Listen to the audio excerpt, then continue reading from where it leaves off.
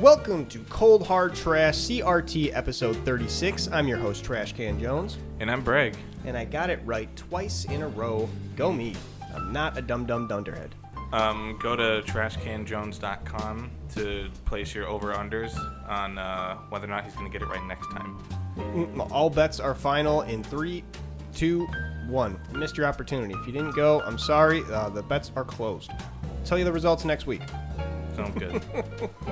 We need to bring back see-through plastic electronics. Agreed. That shit was so cool, even if it's just like regular clear plastic.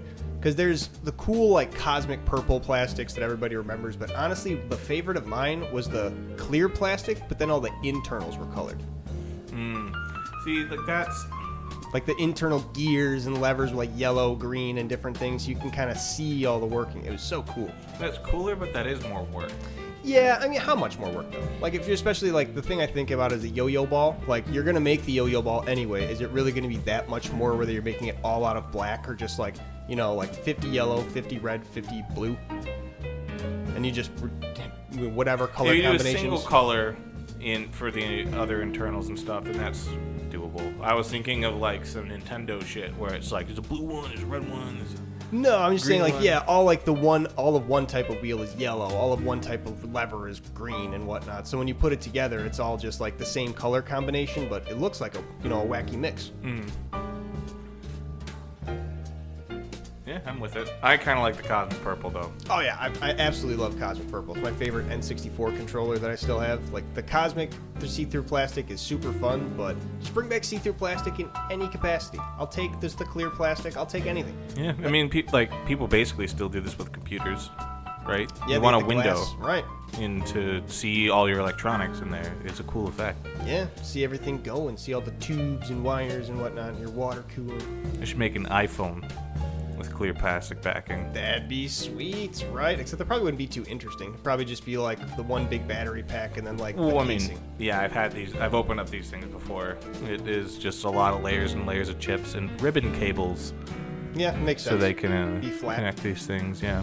Makes sense. Yeah, I can't imagine it'd be super interesting. That was the thing. Part of having the, like I'm saying with the color of the see-through electronics, you kind of have to make the insides a little interesting. Because that's part of the appeal. I like it.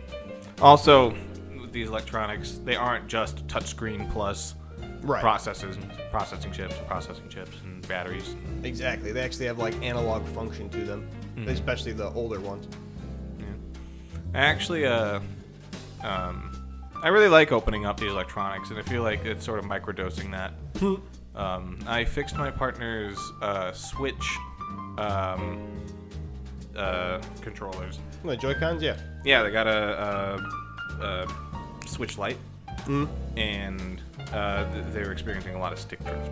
Makes So sense. I was able to open it up, and I replaced them. It's like a soft, like pastel yellow Switch Lite, and now it has a pastel blue and a pastel red Joy-Con. Ah, neat. And it came with yellow caps for the joysticks, paw prints on them. That's pretty cool. It was you just get it off of Amazon. It's like this particular, design of joysticks, and you pop them in, bada bing, bada bop. Yeah, nice. Yeah, it's That's pretty cool. neat. I like that too. I like refurbishing old consoles, especially like all the ones that I have. I've usually opened up and like cleaned off the boards and being able to see everything. It's really fun. Yeah. And typically, I kind of prefer the aesthetic of just like having an unmodified thing. Like I have my Xbox controller, and it's just purple, right? And I don't want it to be anything but purple because I like that unmodified look. Sure. But these sticks are really cool. It's I was really happy with myself and how it looked in the end. Nice. Because it looks almost like it's a whole theme thing, right? Right. It looks like step all too on far theme. out. It's all pastel. You got the yellow that matches on the joysticks with the actual color of the Switch. It looks like it all like is supposed to be together, or it seems like it would be. I haven't seen it. I also don't think we talked about this yet. Switch 2 got announced. It did. I don't know anything about it other than it's the Switch 2. Well, most of it got leaked Right. before on Twitter, mainly by like peripheral makers, like someone that was making like cases for the Switch 2, like brought out like a mock model thing and like showed all the stuff. Right. But there's a thing about how the Joy-Con could be used as a mouse. Interesting, like... They put a laser Cursor? sensor, like a mouse, in the part that connects to the Switch. And then they have another part that comes with it, which is just sort of like a flat thing that you set that part of the Joy-Con onto. And you could use it as a... Oh. And yeah, the two buttons, the shoulder buttons, you can use as left click and right click. All right, I like that. I wonder if they're going to make that, like, now you can play first-person shooters that way. Yeah, I mean, well, there's so many different things that could come out of this. It's going to be Cool. interesting. That's better than Nintendo LABO. It's a better direction to take this. LABO was for kids. And it was fine. Not even that great for kids. Like, it was a cool thing for, like, maybe a day you'd get a kid. It was a shitty kid's toy. Well, half of the fun of it is building it. And then you use it the one time, and it probably breaks during that time because it's cardboard, and they're kids. They're not being nice with it. It's good cardboard. It's good cardboard, but if I Real whack good it against the cardboard. wall, it's going to bend, and then it's not going to be anymore. Well, I mean, if you're whacking shit against a wall, like, should you have a game console? All right, tell that to an 8-year-old kid. You don't actually deserve your Wii. There's no Wii condoms that come for the cardboard. Then you get for your controllers or the regular ones. Call it a condom? Yeah, it's like that rubbery thing that's like Oh, you slip it I into. thought you were talking about the wrist strap. No, it's like the actual protectors that Yeah, have, the that have big like the gooey bulbous kind of thing. Yeah, it literally would look like a weird slippy thing. They were effective though. You could whip those things at the wall, bounce right back. Oh, okay. I don't think that would protect a TV. No, it was more for protecting the remote than the TV. Mm-hmm. TVs were still getting absolutely destroyed. There's also a reason people were throwing their Wii remotes. because they were playing Wii bowling and not using the wrist strap. Yeah. Like, there's no reason to throw a piano. Well, yeah, but you're a Or a kid, big you know. fishing rod. You're playing, oh, I got my fishing rod. I'm gonna whack it around, and after I'm done playing with the Switch, it's a toy now. And I don't know how kids break toys. I'm not a kid anymore. Yeah, I don't think they are that reckless with stuff. Yeah, that's fair. I could just be overestimating a kid's destructive power. And if they are, then you're probably just not interested in this thing in the first place. I think it's cool. I've seen like an uptick, or like I've seen more companies focusing on like engineering toys for kids, where it's like the entire point of it is to put something together or to like show you something about like a physics thing or whatever. Right. But it is mainly building, and putting things together like that, kind of like Legos and stuff, but Yeah. a bit more advanced because you're learning an entirely new process instead of the process of clicking the things. It's still interesting and fun. I see LABO as one of those things where you're like taking the cardboard and like you're creating and stuff like that. It's neat, but I just feel like it just didn't really have a whole lot to it other than just being like that fun cardboard toy. Like, why did it have to be released with the Switch? The Nintendo could have just made that. I guess part of the thing was like it's the Joy-Cons plug into it. Yeah, But- you would. I think it's really cool, like, and how so you would use the Joy-Cons and you would put them in certain spots, and the red Joy-Con actually does have like an RF sensor type thing in the front or the back. I don't even remember. Yeah, the one you can actually point. That's not coming back Oh, all right. in the Switch too. But Good. you would like use a combination of your Joy-Cons to make a playable cardboard piano. It's like a glockenspiel thing, like a little like dinky like toy thing, but it's made out of like you put it together and it works with your Switch. And I think that's cool. It's Cool. I think if anything, it's a showcase of Nintendo's technology in how you can take the Joy-Cons and you put them all these weird, wacky places with a peripheral, and it works. Like the piano thing works, not because like you're hitting a button on the Joy-Con. It's like sensing something. Like the fact that they put all of this together is really neat. It's not just electronics. It's using a lot of physical methods too to accomplish things. right, and it's cool, but there just wasn't a whole lot of implementation with it. Like, how many piano games were on the Switch? No piano games. The LABO's the game. Ah, but exactly. They didn't even have any integration with it beyond it. Well, Other I than mean, the LABO? there's like a fishing thing, and you do a fishing thing, right? Right, but I mean, like you had the They also. fishing remote for the Sega thing. There was multiple fishing games you could use that for. Yeah, well, I just don't think fishing games are that popular Well, anymore. yeah, I'm just saying, like, It's make just really other funny games. of how like the demographic shifted so much. I feel like all the fishing games were because they thought maybe fishermen would be more interested in gaming. I think it was more like dads to be getting gaming who wanted to go out and fish. Yeah. But I think people with game systems just play like actual games now instead of like fishing sims. I don't know. Accurate Fishing Simulator is still a big game on Steam. It is. Well, I mean, so is like Trucking Simulator. You know. There's also that.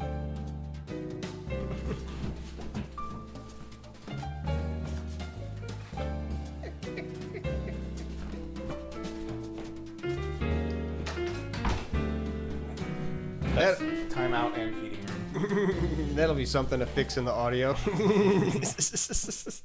But there was a new fishing game that came out that was like the Animal Crossing art style that looked like. It was literally just the fishing for Animal Crossing. I have it, web fishing. Yeah. I got it as a birthday gift. That's a fishing type game, so I feel like people are still into fishing. You just got to get the mood right, you know? Got to set it right. There's like 2 categories of fishing game, right? It's like a game, but it's more like a chat room with the fishing mini game, which is hit A when you have something on the line. That is much, much different from a fishing game. True, yeah, than Sega Bass Fishing or something like that. Where you actually gotta like reel it in and all that stuff, and like make sure you don't break your line and shit like that. Like that is very, very different from web fishing. Fair, that's fair. I still think the idea of a fishing minigame being a game is definitely a viable thing for probably just indie game studios. Any game. What do you mean, any game? Any game could have a fishing minigame. Oh, yeah, any game could have a fishing minigame. But Your Automata has a fishing minigame? I was saying fishing minigames could stand on their own as games for like indie studios. I still think that's a viable thing.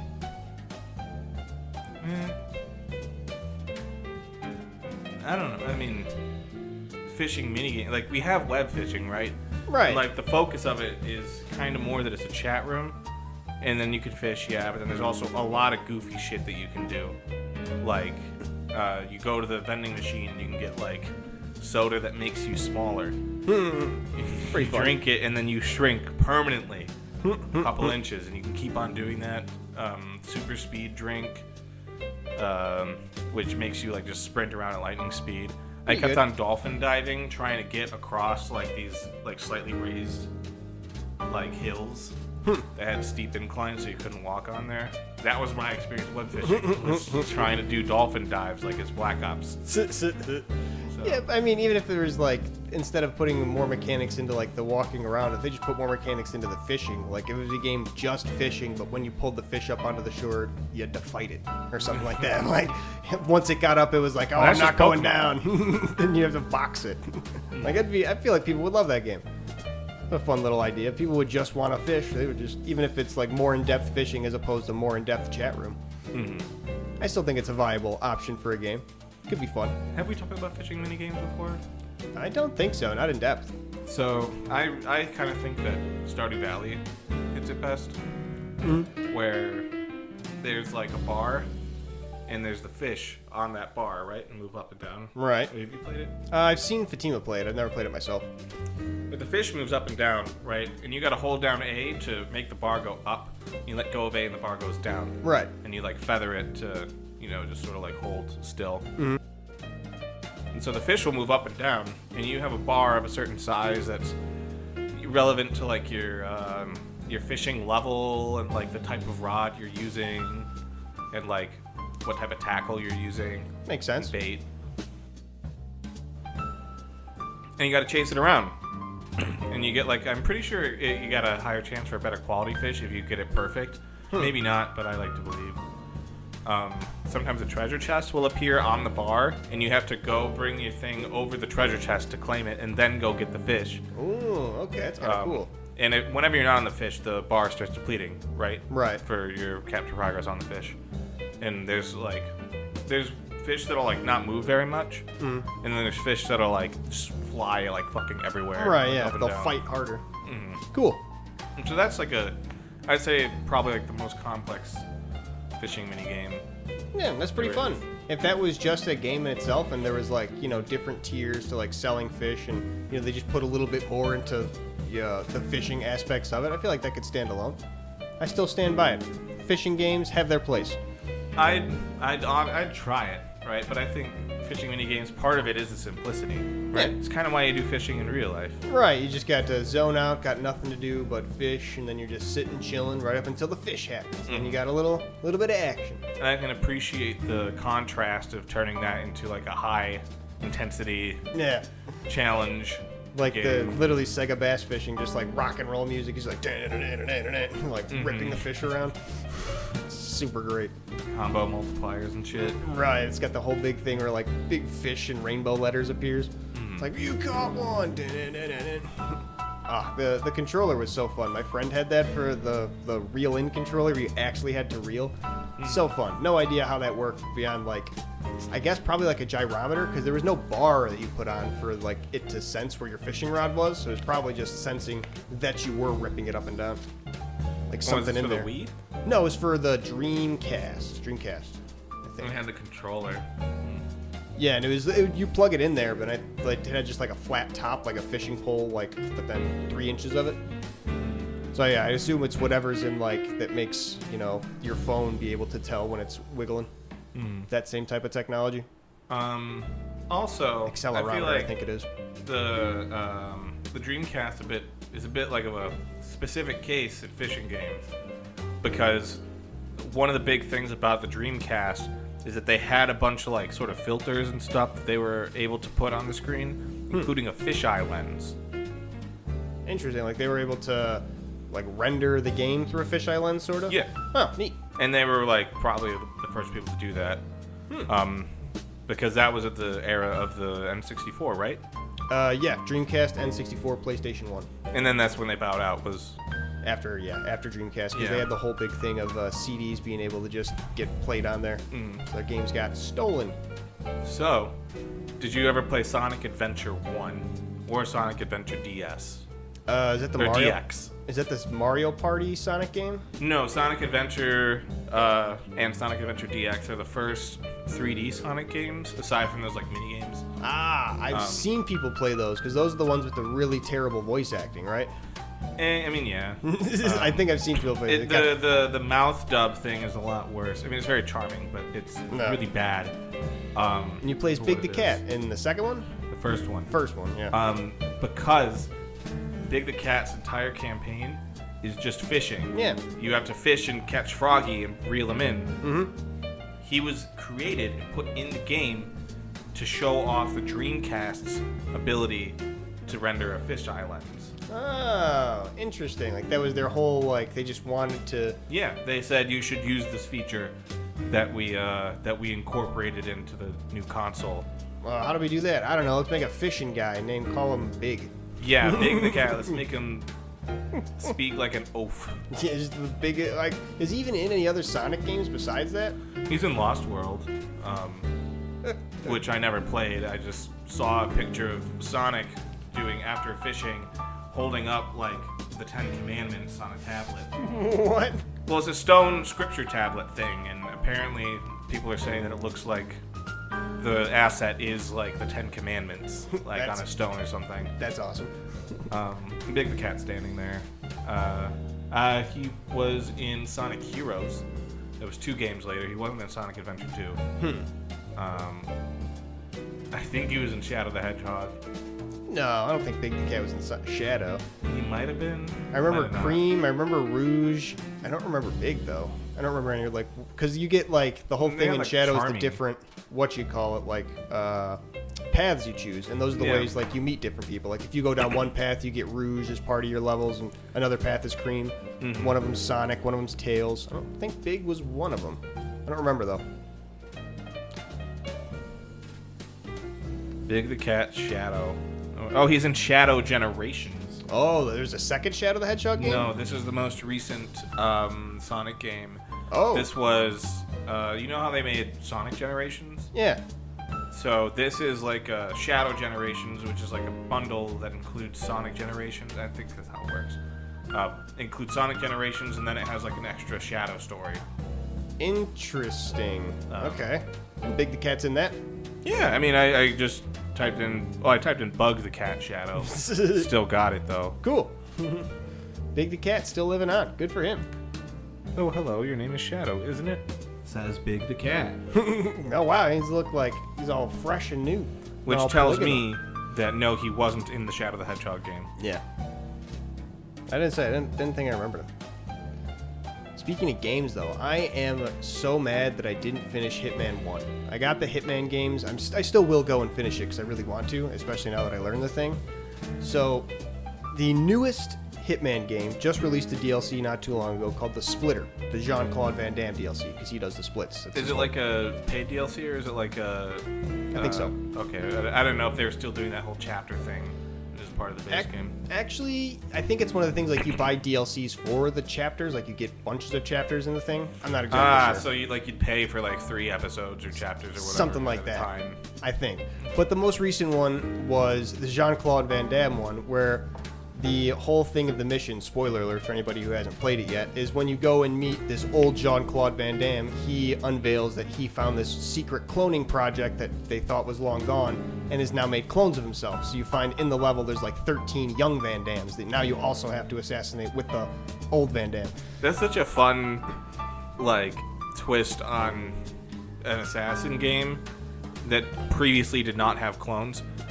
Because it's like your whole goal is to kill the person, right? And killing the person, you win the game, like, and just like a game thing, right? Right. Like that's the point.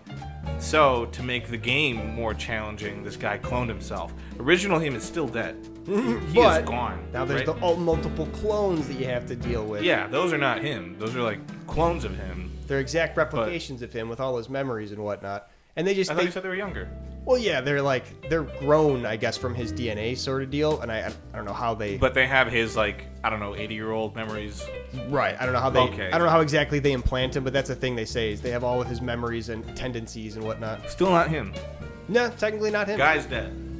But they just basically take the time to like do a Jean-Claude Van Damme like just I don't know what you would call it, like character reel with like all the different like famous scenes from his movies. Like they have one where he does that ridiculous dance from Bloodsport and they're like, this one's a broken one. All he does is dance all day. And then so it's like you can literally take a form of a guard and just go and execute him because the scientists have to get rid of him. Wait, so you're saying this guy died and split himself into 13 He's still replicas. alive. He's the one showing you his clones. He's still alive. This is just Kingdom Hearts. See, Guy splits his heart up between 13 vessels. This is why I brought it up, because I was mad I didn't finish Hitman 1. I was watching somebody play through this, and they brought up that the end of Hitman 1 is the very last level, because you're told that when you first meet Agent 47 that you are the perfect Hitman clone from somebody. The very last level of Hitman 1 is you have to fight off the rest of your clones. And it turns out like, oh, you weren't the only one, so now we only really need one of you, and if any other agency gets a hold of one of these clones, then we're going to have a problem. So we need to make sure that you're the end-all be-all, so go kill the clones. So it's sort of like this very last DLC is a callback all the way to like the first Hitman game, because he talks about like he mentions the project that like they were doing in Hitman 1, and that's like makes the guy you're with gasp like, I thought we destroyed that, and he's like, but I found it, motherfucker. And then you get to go kill Jean-Claude Van Damme 13 times. One of them is like he's doing what's it called, like that spider split where he's holding himself above a pit with like his hands and feet. And you could take a place of a scientist and like increase and decrease the amount of like split it is, and then you could just crush him that way, or increase it all the way and just have him drop. This is a lot of different like funny accident deaths you could do. That's cool. It's not like you're just killing some politician. You're killing like a guy that's trying to, like an enemy assassin. Yeah, have they done that before? I mean, I guess killing yourself in 100 times. Yeah, throughout the Hitman series, they've made it known that like the ICA, it's called like the International Contract Agency, I think. They have like multitudes of assassins, like John Wick style, where pretty much anybody could be an assassin if they get picked up and trained and then survive the training. So sometimes there is where like other assassins are coming after you and you have to like fight back against the agency through different parts. But yeah, there's only that one time in Hitman 1, and then this most recent time where you actually get the clones, which is like, man, I'm mad I didn't finish Hitman 1, and I didn't know about that before this, because that would have been so cool. It would have been so cool if I played Hitman 1, then saw this, was able to be like, oh, that's like Hitman 1. I missed out on it. I'm mad. I feel. I find it hard to avoid spoilers these days. Yeah. It was a spoiler for something that I didn't even know I was gonna spoil though. Like I played through Hitman 1 and just kind of got stuck on a level and put it to the back for a while. Like I said, I'm gonna go back and play it again, but I didn't even realize that was something that could be spoiled. Mm-hmm. Ugh. Annoying. I guess the closest thing I'm doing to avoid spoilers right now is not looking up stuff for Civ 7. But, like, that's not, like, a story thing. Right. I guess, It's are they going to just add new like- game mechanics and things like that? Yeah, I know some of the things that affect you at the beginning of the game I know about. But I agreed to stop looking at any material concerning Civ 7 so we can go in as blind as possible in our first game online. Sounds fun. Yeah. I've talked about playing Hearts of Honor, or Hearts of Iron rather, with a bunch of people who also don't know how to play Hearts of Iron. Just trying to play a big multiplayer game of that with none of us knowing how to control an army. And there's also a lot of fun in not knowing how to do like anything, right? Right, especially if you're with people who aren't like, way better than you and are just kind of like rolling their eyes, kind of annoyed that you're still playing. If everybody else is at that same level of like, hey, who cares? It's a lot more fun, a lot more just laissez-faire of a game. One game that I sort of gives me that feeling still is Worms. Oh yeah. WMD, because like there's no like on-screen thing to tell you like what your controls are. It's very easy to just press A or something and you just fuck it up. Yeah, and that's even when you know the controls and everything. I feel like the skill level for it, or the skill ceiling rather, is only so high. So once you get there, you're still just like, well, I pressed A the wrong time, so I jumped off. Like, it's not like you're going to be a master at remembering that A and X are what they are. I don't know. It's just such There's the that easiest ninja thing. rope. Ninja roping is a whole other skill set of just being able to like Spider-Man across. That's nuts. I feel like that's the second level. The first level is being able to jetpack and drop grenades. Then the second level after that is ninja rope Spider-Manning. Being able to like avoid turrets that way. I've done multiple swings before when we were doing the underground map because there's a lot of ceiling. I was gonna say, yeah. from. I've jumped and hit a swing before, but that's as best as I've done. Like jumped across a gap and shot it. Because I couldn't. It was like shooting it. Just it was like 1 inch away shooting it from the ledge. So I'm like, all right, I know I'm gonna get this like pretty much immediately when I jump. So I got a lot of clearance. Made it pretty easy. I just love like rappelling all the way down, like lowering from a rope, dropping a grenade, then zip, zip up to the top. Like.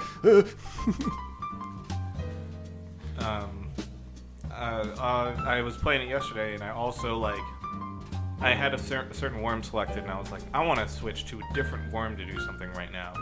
So I used the switch item, and I hit X, and it used it, and nothing happened. And I'm like, well, Nice. that's worms. That's worms, baby. Everybody failing to drop a bomb with a jetpack Classic. by disengaging their jetpack. Putting it on, and taking it dropping off the right bomb. away. Yeah. So good. We got to play the 3D worms. That's really fun too. It's like a 3D third-person one where you actually get to like go in every, like not just 2D, like Z direction as well, inside of buildings and whatnot. It adds a whole other like layer to it. It's pretty fun, but it's still turn-based. Which one is this? I forget exactly which one it is. I think it might be Ultimate Mayhem. So I'm a fan of Clan Wars, despite knowing that, is one of the less popular ones. Yes, Because- Ultimate Mayhem, and it's literally like when you aim, you just go into first-person mode and you just aiming around. It's pretty cool. Yeah. The one I'm thinking of is like, it's 2D but with 3D graphics. And they added water as like a weapon type.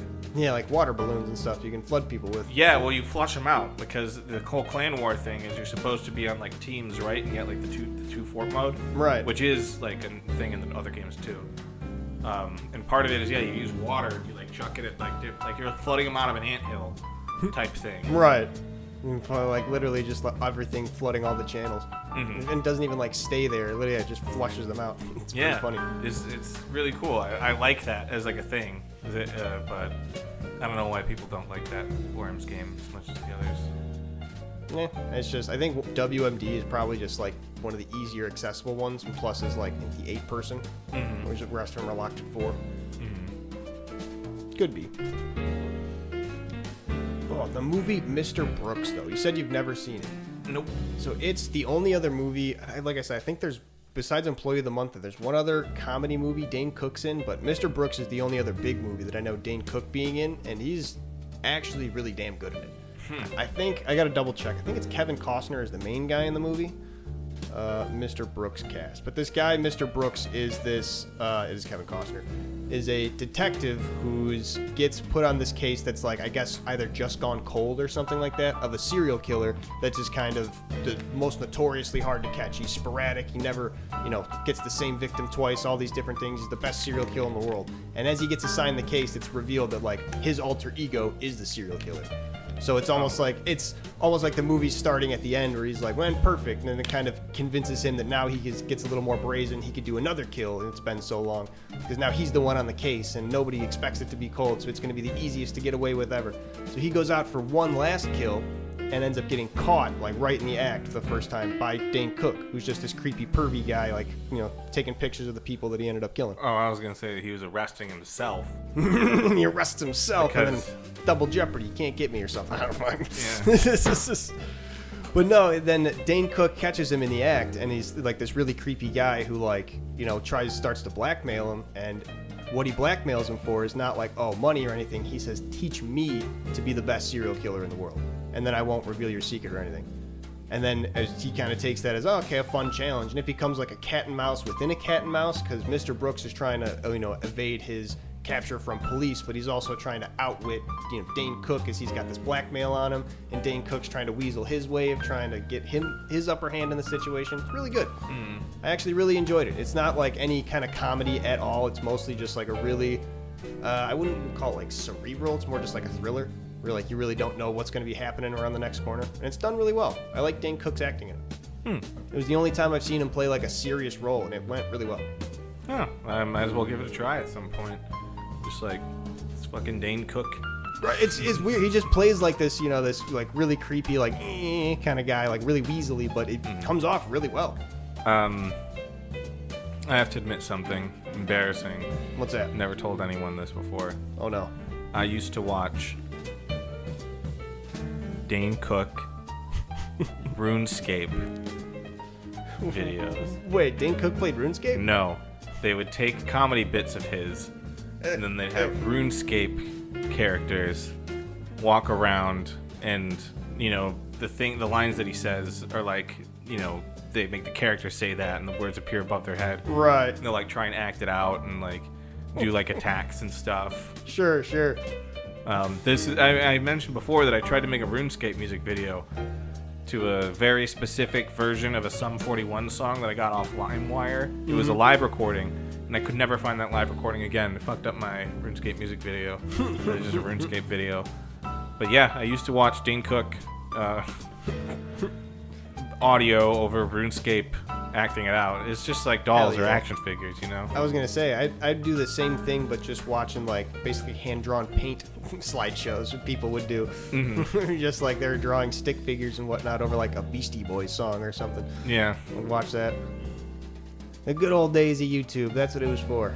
You remember the stick figure collection? Stick figures on crack? Yes. Oh, of course. Those Love are some stick classic figures ones. on crack. I did some Pivot animations because that's the program that they use is Pivot, which pretty sure you can still get it. It's super duper simple.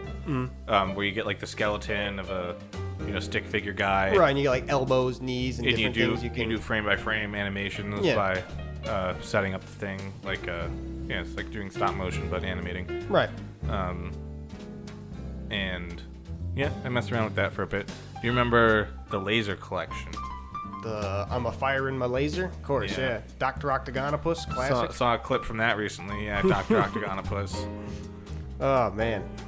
Oh, those are bringing back memories. Do you ever watch Weebl and Bob? Yeah. Oh, man. Do you like pie? That is a classic. That guy's British as hell. Is he really? Yeah. That makes sense. There's a lot of his humor, like, once you find out, you're like, yeah, that makes sense. That makes sense. His whole thing is making, like, videos of, like, badger.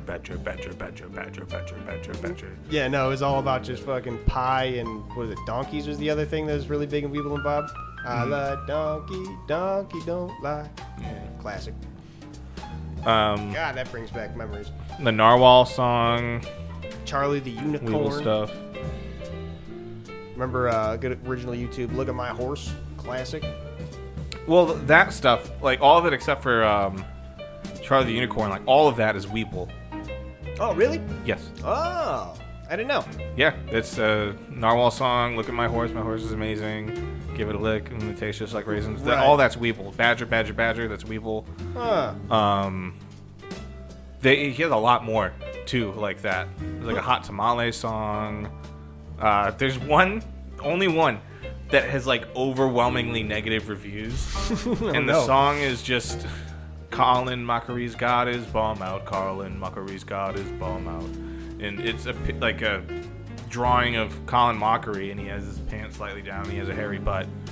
Why is that so negative? People hate it. Like it's literally just it's just this guy, British comedian. Colin Mockery, I know who he is. Got his bum out. I don't think Colin Mockery's British. He's he was on Whose Line? I thought Whose Line was British. It might have started out as well. He was in the American Whose Line. Is Colin Mockery British? He doesn't sound like it. Unless he's doing I don't an really American know what his accent for all voice that sounds improv. like. I just kind of base it off of Weebl, and the Whose Line Is It feels like a British comedy game show. At least we don't have any shows like that nowadays. He's a Scottish-born Canadian actor. So he was born in Scotland, but he was a Canadian. He's both on the British and American version of Whose Line. There we are. So yeah, you were right. Or you were both right. Yeah. I'm actually just more surprised that there is, like, I didn't realize that was an American version of... Yeah, Drew Carey was the host of it. I never really watched it. I've only ever seen, like, Tumblr GIF sets of it. It's so good. It's Colin Mockery, Ryan Stiles, Wayne Brady, and then the fourth guy would always rotate out. Sometimes it was, I don't remember, Brad something. The fourth person was always rotating out, but Drew Carey was the host, and yeah, they had a lot of good bits. Super fun. Great improv show. Yeah, well, it resulted in Weebl's least liked video of all time. It's truly disliked. I don't know, hated, but like... Well, weird. Yeah. I guess maybe he just really hates Colin Mockery, and other people really just love Colin Mockery. It was more... To me, it felt like it was just such a low effort thing. Like, it was just a single animation loop. And it was like... Yeah, throwing shit at the wall. Guess that one just didn't stick. Yeah. People then... It's like, if you're even gonna, like, use crude humor, like... Use it well. You know? I don't know. What is using it well, though? Is Look at My Horse using it well just because it's a little bit of a catchier tune? It's pretty crude. It's just talking about licking a horse penis. You see the animation? He, like, licks it on the side. Still, that's penis. It was like a censored video on YouTube. I remember being a big thing. I had to get taken down. Oh man. Yeah.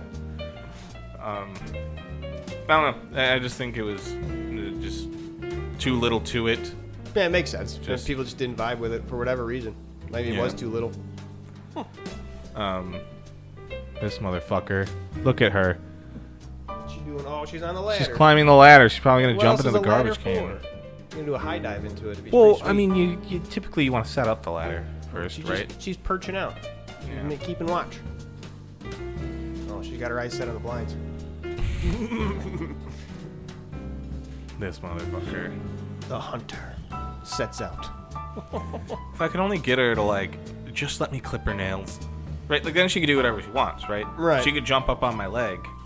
Have you tried those, I forget what it was. It's like a specific thing where it's like a nail file, but like a roller, to where you can just kind of place it on their paws. You don't actually have to clip.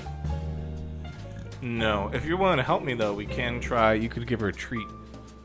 And then I could try and clip her nails while she's eating the treat. Okay, cool. I'm going to look into that like roller thing too right after. Because I don't know if it might have been just like an as seen on TV thing that I remember that was bullshit. But I remember it being a thing of like sometimes clipping your cat's nails. The reason they don't like it is because like you might have clipped them just a little too short or whatnot, because they have like their nails or have the organs or whatever in there, like blood vessels. Yeah, I mean, you can clip your own nail too short and that hurts. Right, like on the nail, because we have like the nail bed. It's a little different for cats though. It's not like they have the nail bed all the way back there. It's actually in the claw, right? Yeah. Yeah. Well, it's like blood flow to it. Right. Like how bird feathers, like when they're growing, they have blood flow to them. Right, and the pin feathers can like get popped out. I remember.